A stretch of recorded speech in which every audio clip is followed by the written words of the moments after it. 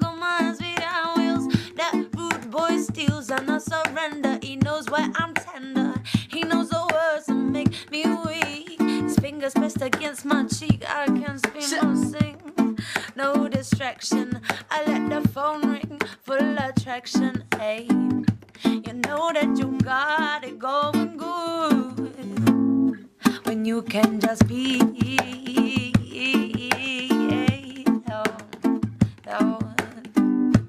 Come on and I'll give you some loving, darling.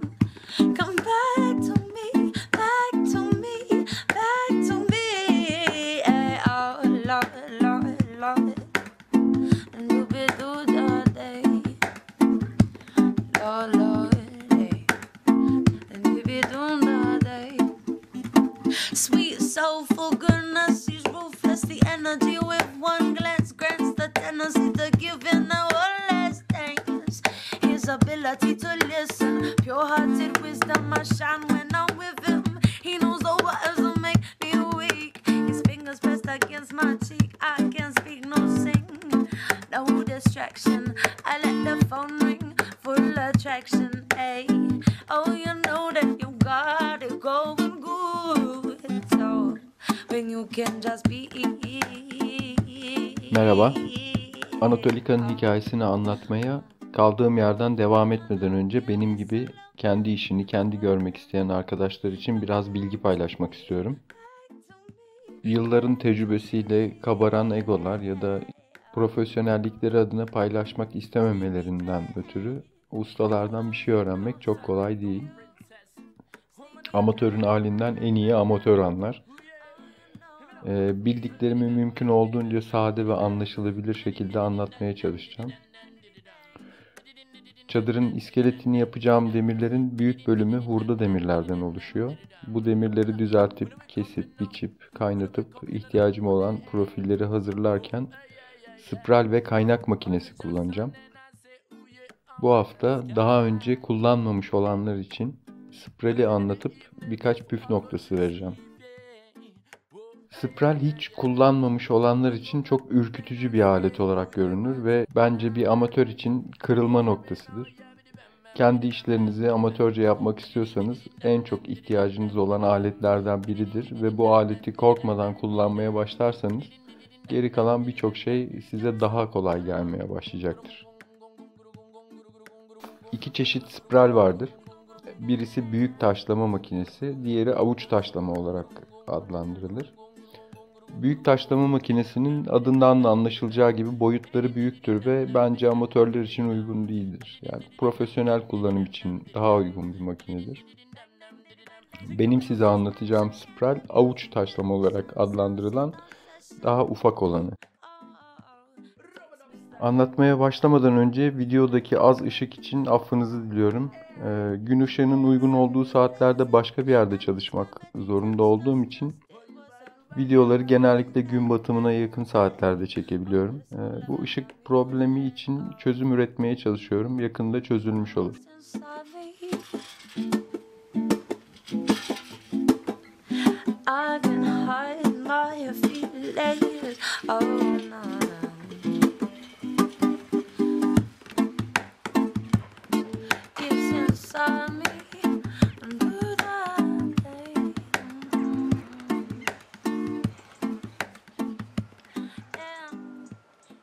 Ben spirali bu şekilde çıplak olarak kullanıyorum. Bütün markaların standart olarak yan tarafına takılan tutma kolu ve siperliği bulunur.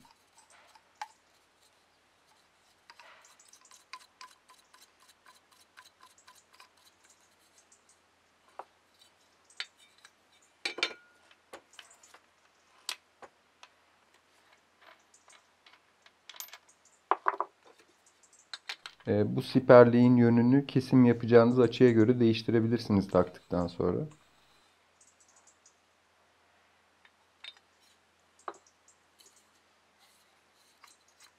Kesim yaptığım sırada tek elle kullandığım için yani çok istisnai durumlar dışında bu yan kolu kullanmıyorum ben. Siperliği de kullanmıyorum. kullanmama sebebim keseceğim yüzeyi daha net görmek için. Bunun dışında taşlama ve kesme bıçakları kullandıkça aşınıp küçülüyorlar ve siperlikle kullanılmaları çok zorlaşıyor. Sprele taş takmak için istisnasız bütün markalarda aynı yerde olan kilitleme düğmesine basıp dönen ucu önce kilitliyorsunuz. Bu düğmeye basılı tutmaya devam ederken flanşını diskin de üstüne gelecek şekilde yerine takıp çevirebildiğimiz kadar çevirdikten sonra taşın kendisinden tutup flanşı döndürdüğümüz yönde sıkabildiğimiz kadar sıkıyoruz. Bu iş için ayrıca her sprelin yanında size bir de anahtar geliyor. Onu da kullanabilirsiniz.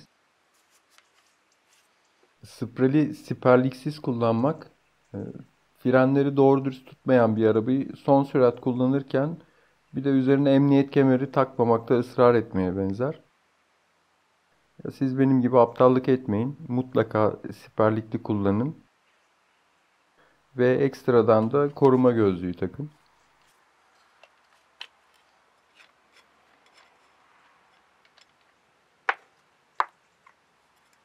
Spreli demir kesip taşlamanın dışında daha birçok işte kullanabilirsiniz.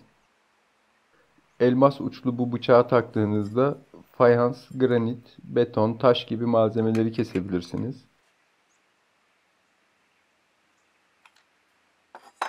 Testere uçlu bu bıçakla ahşap kesebilirsiniz.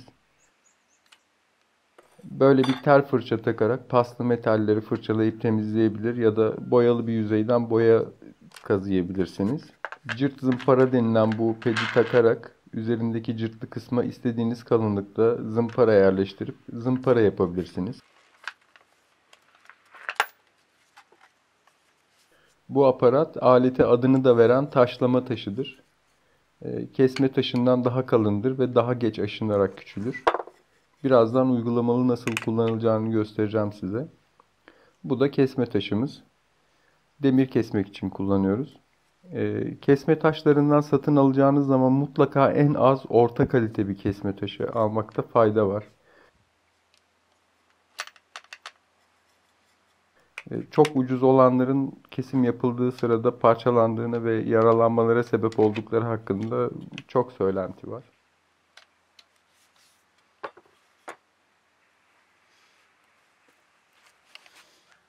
Spreli metal kesmek için kullanırken de bıçak solda kalacak şekilde avucunuzun içine güzelce oturtup sıkıca tutun. Bu şekilde tuttuğunuzda bıçak ileri doğru dönüyor olacak. Ve kesmek için metale değdirdiğinizde dönüş yönünün mutlaka bu şekilde olması gerekiyor. Kesmeye başladığınızda aslında makine ileri doğru gitmek isteyecek ama siz sıkıca tuttuğunuz için gidemeyeceğinden bıçak olduğu yerde patinaj çekmeye başlayacak ve böylelikle demiri kesmeye başlayacak. Eğer ters tutarsanız makine kendini geri atmaya çalışacak ve bu açıda stabil tutamayacağınız için spiral metalden geri sekip yaralanmanıza bile sebep olabilir. Kesim yaparken istisnai durumlar dışında spirali mümkün olduğunca dik tutmaya çalışın ve metalin size yakın kısmından size uzak kısmına doğru aceleci davranmadan yavaş yavaş kesin. Kesim yaptığınız esnada tedbir amaçlı kafanızı dönen spiral taşının yörüngesi dışında tutun. Direkt üstüne bakmayın.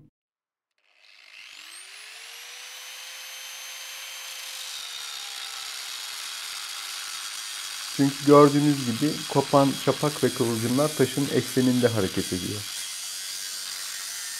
Ayrıca taşlama yaparken ve kesim yaparken kendinizi kıvılcımların direkt üzerinize gelmeyeceği şekilde konumlandırmaya çalışın.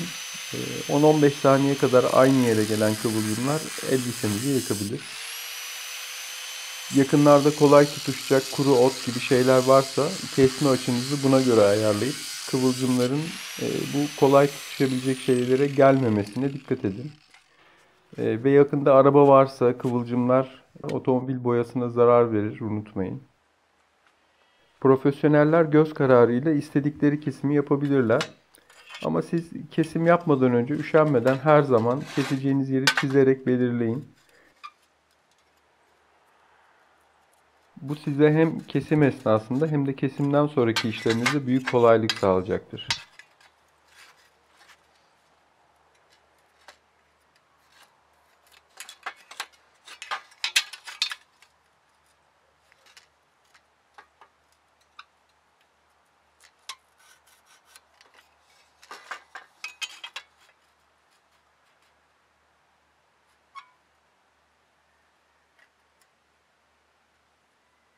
Eğer bir spreyiniz yoksa ve yeni alacaksanız önce en ucuzlarından dandik bir şey alın. Bu ucuz olanların watt değerleri, yani güçleri de düşük oluyor. Bu size makineye hakimiyet sağlamayı öğrenme aşamasında kolaylık sağlar. Ucuz spreylerin ömrü genellikle kullanmanıza bağlı, aşağı yukarı 1 yıl oluyor. Bu süre içinde acemiliğinizi atarsınız ve sonra güçlü, iyi bir makine alırsınız kendinize.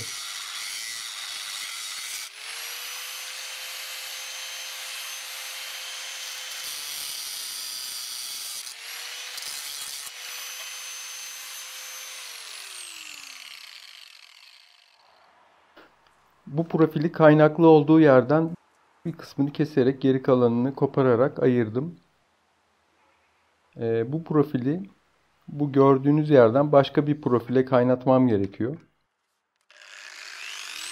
Düzgün bir kaynak olması için gördüğünüz eski kaynak kalıntılarının temizlenmesi gerekiyor. Aynı ölçüdeki iki profili ucuca kaynatmadan önce birbirlerine ne kadar az boşlukla yapışırlarsa kaynağınızın düzgün olma şansı o kadar artar. Bu yaptığımız işe taşlama deniyor.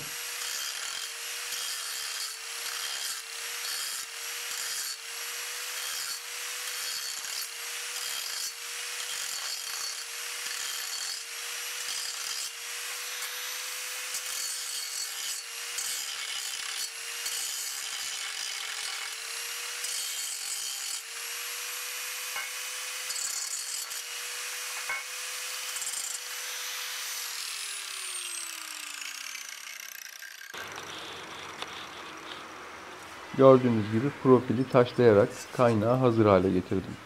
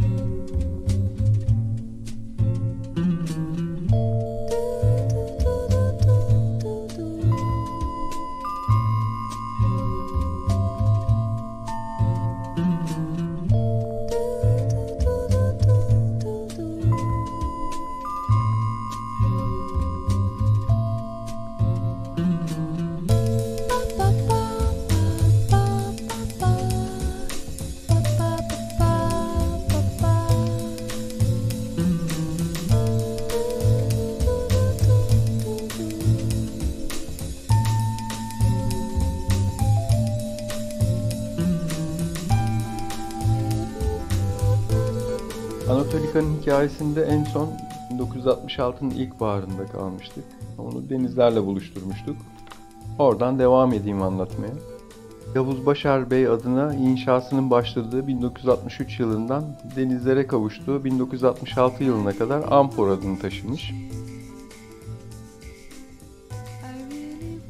1966'dan 1971'e kadar Mustafa Pamir Pekel Bey ile Nil adıyla birlikte yaşamış. 14 Nisan 1971'de Mehmet Kudret Urgancı Bey motorsuz olarak devralmış. 10 beygirlik bir penta motor koymuş ve adını da Hakan Reis olarak değiştirmiş. İzmir'in köklü ailelerinden olan Filibeli ailesine mensup Mustafa Rahmi Bey 1974 yılında Mehmet Bey'den devralmış.